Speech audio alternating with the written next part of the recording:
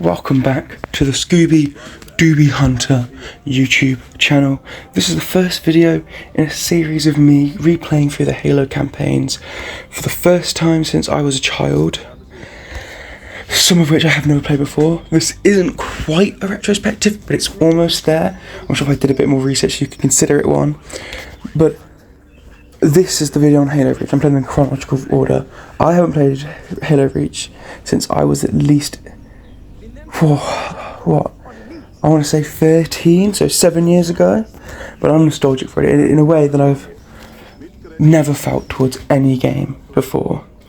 It started a love and a passion for games when I was younger. It lit a flame that I never really thought anyone could have lit at the time. And it, now as an adult, coming back and replaying through the game, replaying through the story, really reminded me how much I truly do love this series, and it's relit a flame and a passion, and so it's something I'd never expected a video game to ever do for me. You know, I'm kind of a gamer in a I used to play games when I was younger kind of way, not in a I still actively play them kind of way, but this game has pulled me back in. It's given me a drive, it's given me a passion, it's given me a blossoming love back for playing for games. It's given me motivation to go from my backlog to make these videos about games I played as a child, and to make this video about a series that I loved so dearly and that maybe other people don't know as much about or don't love as much. But Halo Reach is the game that started that for me. I lost my passion for Halo in games like Halo when I got a Nintendo Switch, because I gave my Xbox to my younger brother stupidly, and then got a PlayStation 4 a couple years later. But the Halo series is something I've always thought about, always wanted to go back to. I'm happy I have. I'm happy I've got to re-enjoy it. This, obviously, voiceover recorded afterwards. This video is more scripted than the next one in this series, which I only know because I've finished the next one already. I've been procrastinating about this one, I'm not going to lie. But yeah, I'm waffling now. Let's just go watch me play Reach and see if it's as good as I remember it. Obviously, I know it is because I've already played it. Little spoiler warning for the next little segments. This is not a story breakdown. I'm going to talk about the story now. It's not a story breakdown. This is not a retrospective. This is not educational. This is not smart. This is me just talking about little things I remember from the story I remember fondly from my childhood, and things that now, as an adult, replaying through the game, have reignited and have brought out a sort of extra level of love. So I started this playthrough how I think most people start their Reach playthrough. As a child, I fondly remember making my very own Spartan for the first time. You know, my Master Chief, my hyper-lethal rated Spartan, my most powerful character. And that is how I started this one. I made my traditional, my green and white, all my Halo characters use it. I added a little medieval helmet for my fantasy aspect I also dearly love. And then I got straight into the game, playing through the missions again as an adult, understanding the pressure of Noble 6, joining a team where he isn't wanted. No, but frankly, most people on the team would rather keep his slot open, but we get to watch him grow from a lone wolf, which is how we feel in all the other Halo games. So we're coming into it as a lone wolf, learning to be part of a team, learning to love, and it's beautiful. I think the fact that you go from being Master Chief, Master Chief, not in a team, being a lone wolf, and we get to go to a game like this, and we're in a team, we're with friends, we're with family, we're getting to learn things. The game going from, well, this is great, yeah. The first mission starting with Noble Team 6 being sent to quell a rebellion, a simple search and destroy mission for a group of 6 Spartans of their strength. But it changed very last minute, flipping their entire minds on what they were doing. They ended up not quelling a human rebellion, but in fact fighting the Covenant and trying to defend Reach with all they had. The humans weren't expecting it, and it was brutal. The pressure you feel when you find that out, the hope you instantly lose from the overwhelming strength of the Covenant, which is a hope for all the other Halo games. I have quite a level of hope and love, even down to the music in New Hope, and Reach just has none of that. There is no hope. The entire game, there's no hope. The entire game, you are doing what you can, not to save humanity, but to defend humanity. Not to kill the Covenant, but to defend from the Covenant. You, from the beginning, are weak. From the beginning, you are losing. From the beginning, it is obvious that there is no hope. And all you can do is try to give hope. Playing through the game and seeing Noble 6 go from a lone wolf to a team player, you know, with missions like Nightfall, where you are being taken around by Emil, and he's not Emil. Fuck. Do you know what? I'm gonna leave me fumbling in, by the way. June. Being taken around by June, being taught stealth. You know, that mission as a kid, so jarring to me. I'd run down, you know, just gun and blaze everybody, killing them all. But as an adult, it completely changed my style of playing Halo Reach. And I mean, so I've played through Combat Evolved and 2 since writing this script, and it's changed how I played in those games as well. I'm no longer running in blazing guns, shooting, trying to kill everybody. I'm trying to stay back and being patient. I'm having fun. I love it, and I'm happy that they had a stealth mission. And watching a character who, to your knowledge, has got 0 friends, 0 family, 0 negotiations, has always been a lone wolf. Watching him learn to work in a team, watching him learn from another person to match their style was beautiful. It was fun. It made me happy to see that that's something that could happen. And it made Noble 6 feel more lethal, sniping and killing people from a distance. In the Magnum, all of the sniping the jackals and the grunts with my Magnum, and the elites with my sniper was so fun for that mission. And then obviously you're going and taking over the bases in that mission, taking over the Covenant bases, blowing them up, killing cunts, going in silently and leaving loud was so... Oh no, it was so fun, and a different approach that I'd never really taken to Halo before, or any game. I mean, Halo Reach is a game like that. It is a game that makes you feel such ways. And then you go from a mission where, in all reality, despite the fact it feels hopeless, you do feel like you've totally annihilated the Covenant there. You've snuck up on them, you've killed them, you know, you've done all of that, and you're going up to the Covenant dropship. You're getting close with your team. You and George especially are close now. He makes him, and I think the game makes George so lovable and so human. He takes his mask off at moments to be human, to be, you know, a friend. He supports characters when they are emotionally down. He's a great person. And you go with him, and you regroup with him, and you are on the Covenant ship. You fight through the Covenant ship. You're killing everyone. You finally, once going through the Covenant ship and killing everyone, you finally kill them, and you're at this last moment where the ship needs to blow to save Reach.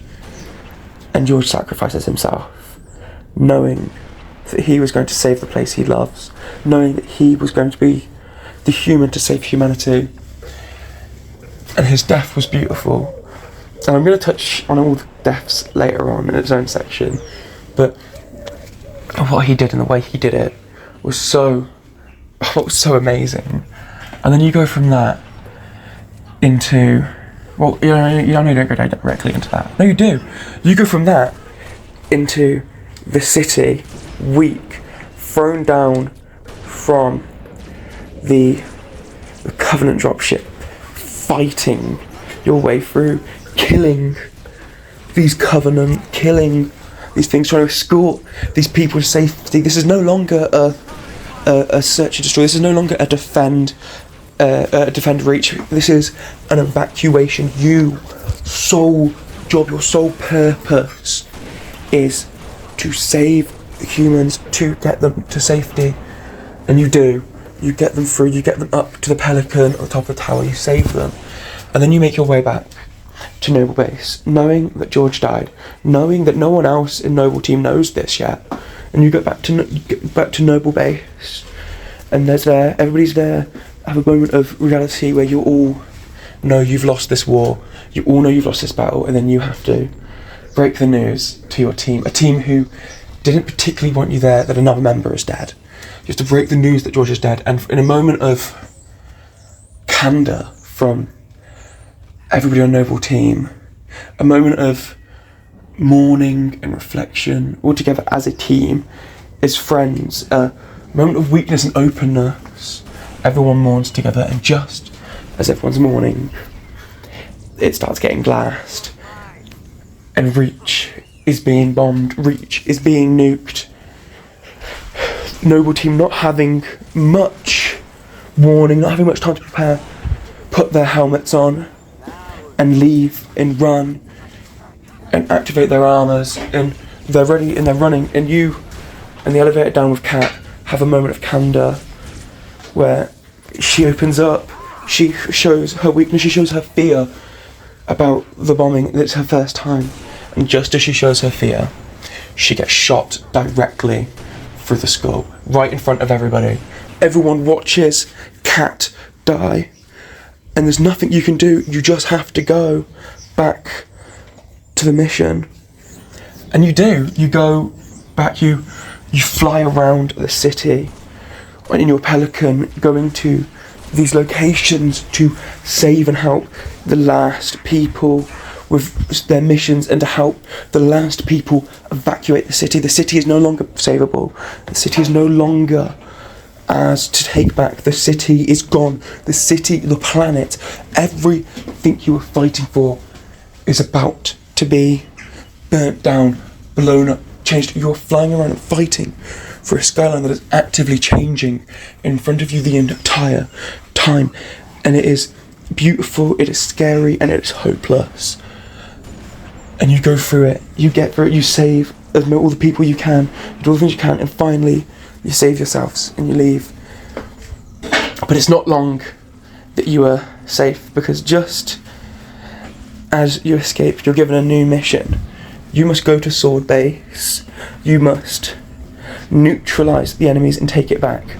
But it was a lie. Your mission was never to do that, even though that is what you're told.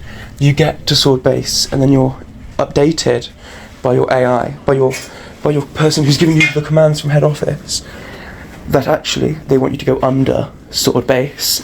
They want you to go to a secret research facility where Dr. Halsey is holding the key to humanity's survival, the key to humanity's safety, the key to wiping out the Covenant. Reach is lost. There is no doubting that. The route is swiftly taken, but your mission no longer goes from that. It goes from giving humanity a hope, giving humanity a chance, and you do. You go down, you protect Halsey, you kill the Covenant going down there. You get what Halsey is trying to deliver, the AI, and then you get in the Pelican, you, Emil, and the captain, the last 3 members of Noble Team who are actually there. The 4th member, not dead but resigned. The last 3 members, as you're flying away, the Covenant come, and the Covenant come hard, and you have no choice but for you and Emil to drop down together, to go on ground, to deliver the package, to deliver the AI that will save humanity. It is your only choice, and you do. You go down, you run, you fight the Covenant. It is high pressure. You have to get to the last base. You need to clear it out. You need to get an opening to get on that Pelican, to give the AI to Keys. That is your sole mission, and you do it. And Emil does it, and you fight. But before you get a chance to do any of that, before you get a chance You're stopped by a spider-like machine, a creature with no way of killing it, and then your captain, the leader of the team, Carter in the Pelican, doesn't have the artillery, but he knows there is a way he can stop it from killing you, from blocking the path, and he flies the Pelican into it, sacrificing himself, sacrificing his own life in the process for his team to get through. And you do. You get to the location, you fight through hard, you get there, finally the Pelican comes down. Emil is on the ray gun to protect the Pelican as it flies off, and just as you're about to evac, Emil gets jumped. 2 Covenant stabbing him from front and behind. He fights off but doesn't notice upcoming attack. His entire thing is his strength, and his strength cannot save him in this moment. And as you watch Emil die, you finally realise that you are a lone wolf again. You are the last member of Noble Team. You're not 6. You're not. You are Noble Team. You're the last surviving member of Noble Team. And you make a choice. You have to sacrifice yourself. You have to sacrifice yourself so that Keys can escape with the AI, and you do. You say, I will handle this. You run to the gun, fighting through waves of enemies that frankly are far too strong for you at this point. You get up, you get in the gun, and you defend the Pelican. You make it so Keys can escape, and so can you get off, and you feel one last little bit of hope that you will make it through. The AI, the hope for humanity, has been given to Captain Keys. He's back on the Autumn. The Autumn is leaving safely, and then it fades to the next mission, and you are on your own on Reach, a planet dying and desolate of human life, all ruins, and you're fighting wave after wave of Covenant with gun after gun. You're going through everything, and just as you think that you might make it through, you get overwhelmed by Covenant, you get overwhelmed by enemies, and you die. And that is the entirety of Noble Team gone. Your Spartan gone. Noble Team, the team that gave humanity its hope and its chance of survival, gone. All these Spartans are dead. But because they're Spartans, they can't be notified as dead. You're not dead, you're missing in action. Despite the fact that you're gone. The Spartans are gone, and it is a loss uncomparable to any. It's a feeling that I, coming back into it, knowing that that's how the game ended, wasn't expecting to feel so emotional, but I was torn up. I was really emotional by it. It was a feeling I wasn't expecting to feel, especially from a story like that. If I'm being honest, it got me quite choked up, and I wasn't expecting it to. And it's, I think, such a poetic way of going into the game as a lone wolf and leaving as a lone wolf, but that is a death. And as we're talking about deaths, let's move on to, sorry, I just hit my head on the shed I'm recording this in. And as, oh wow, this was such highbrow and educated. I'm not going to edit this out, this is funny. So, as I was saying, talking about deaths. Every death of the members of Noble Team they're oddly Shakespearean and poetic. Everyone dies in a way that matches how they lived, matches aspects of their life. You have Kat. She was the brains. She was always smart. She was calculated. She never made mistakes. She never took her helmet off. She never took her arm off. She never let people go. She never let people in. As soon as she showed some weakness, as soon as she showed some fear and shock at something that she'd never experienced before, she gets a bullet through the brain because she forgot to reactivate her armor. She forgot to reactivate it. Someone who never forgets, someone who's always over-prepared, forgot. Because that was how she had to go. And then you have Emil, known for his strength, known his confidence. He brandishes his shotgun and his big knife. He is used to being up close in close quarters, fighting other people. And despite his confidence, despite his being used to it, he too gets killed in a way that his strength, his main attribute, the thing that stops him from getting killed so many times throughout the game, can't protect him from an attack from the behind when he's fighting from the front. And you watch him get stabbed through by a Covenant elite with a plasma sword. He goes knowing that his strength wasn't the only thing. And there's Carter, your leader. He puts his team first. He puts humanity first. He sacrifices himself. Someone who that is well suited to being a leader, sacrificing himself for the team they lead, I think is beautifully poetic. And then there is the first death in the game, the one that I find most emotional, the one I think is most beautiful. It's George. George has only ever known Reach. He's always loved Reach, cared for Reach. He is human. He died thinking that he had saved the planet he loved, thinking that he had saved the race he loved. And instead of saving people, his death ultimately was for nothing. He saved nothing, he protected nothing, but he thought he did. And that's what really mattered. Because to him, when he died, it was worth everything. It was worth dying because he was saving Reach. He was saving his love, he was saving his home, he was saving his family. It was beautiful. It was great. And then there's you, Noble 6, your own custom Spartan, starting the game as a lone wolf, getting used to a team, getting used to friends, getting comfortable with it, getting reliant on it. Finally, alone again. And just as you're alone again, just as you get used to a team, you're finally alone again, and then you too are killed. You as well die. It's like, it really is beautiful and poetic. Replaying through the Halo Reach campaign, that story made me feel so many emotions, made me feel so many things. It reignited a love and a passion for gaming that I haven't had for a very long time. I mean, Halo Reach is the first game I've beat, like actually probably the first game I've beat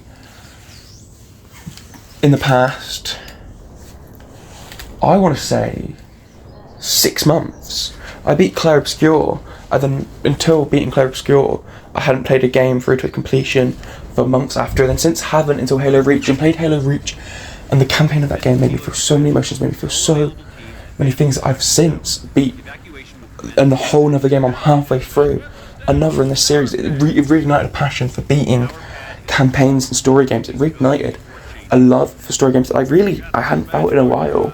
Reigniting a love for solo player that I haven't felt in a while. And I'm so thankful for Halo Reach to reignite something so beautiful. I'm so happy it's maybe really giving me back one of my hobbies and one of my passions that I had lost because I didn't have time for it. I'd always told myself I didn't have time for it on top of work. I don't have time to sink 10 hours into a story. I don't have time to sink this in. You know, there's all the lies I told myself, so I don't have to focus, I don't have to concentrate, I don't have to try. And I finally gave it another go. I finally gave it a chance, and it was as beautiful as I remember. It's reignited a passion that I hope I never lose again. Because it's not hard to put some time in. You know, it's got me waking up ridiculously early before work, so I can play it. And it's beautiful. Now, this wouldn't be a video about Halo Reach if I didn't touch on maybe the most pivotal part from my childhood. It's the multiplayer. Playing through the campaign as a child with my friends for the school challenges on harder difficulties obviously was beautiful and fun. And playing through the multiplayer, I mean, it was my first ever experience of Forge. I'm playing through the Forge for the first time with my cousin, and he showed me the elephant, and he showed me, not the elephant, that's the wrong game. He showed me the warthogs, he showed me the maps, he showed me the banshees, he showed me everything, he showed me all the guns, he showed me how to use things.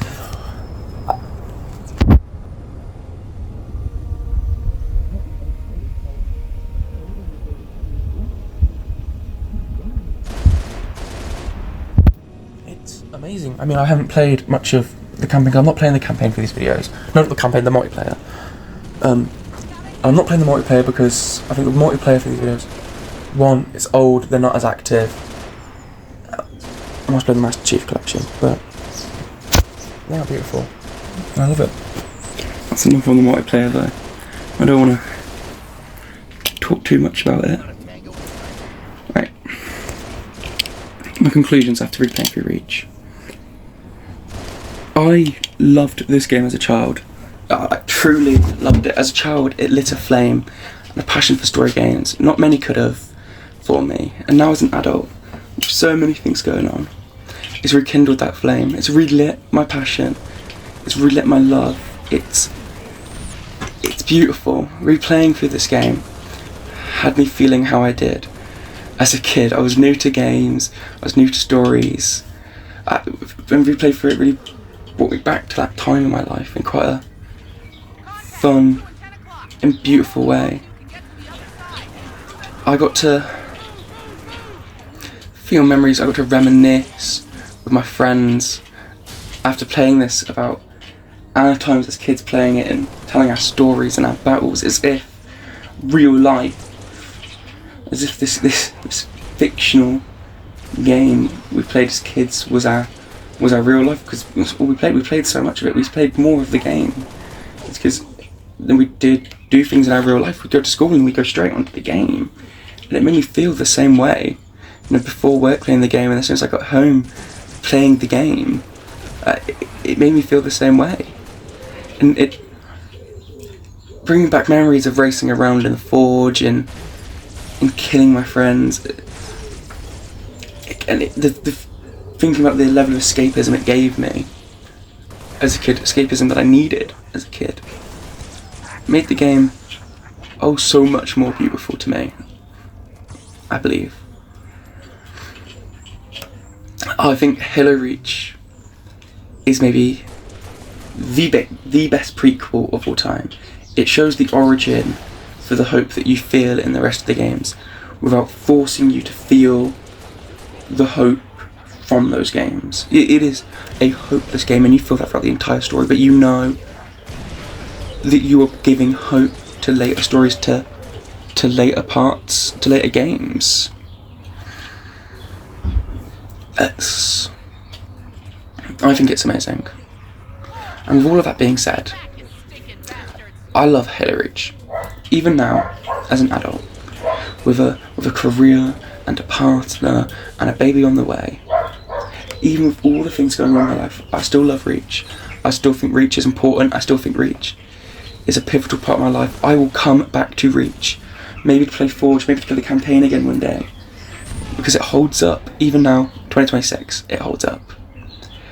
I spent my first years playing video games playing this. I hope to spend the future of my years coming back to this game and giving it a chance and loving it and cherishing it, because it is fun. I mean, it gave me, replaying through the game, which my original plan was just to play for Reach, replaying through it made me want to play Combat Evolved to see where the series started, made me want to play 2 to see how the game was, made me want to play through the rest of 3 when only playing half of it as a child.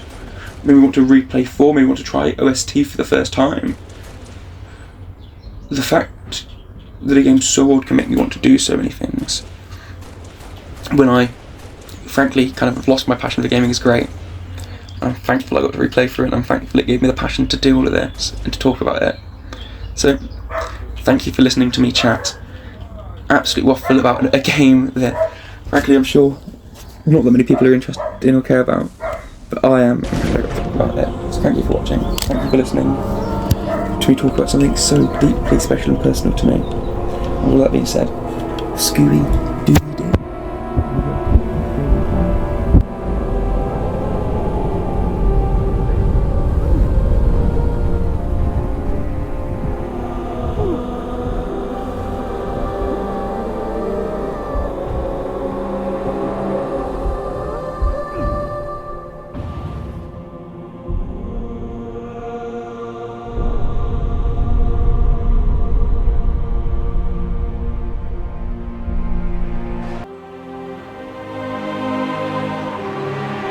It didn't take long for Reach to fall.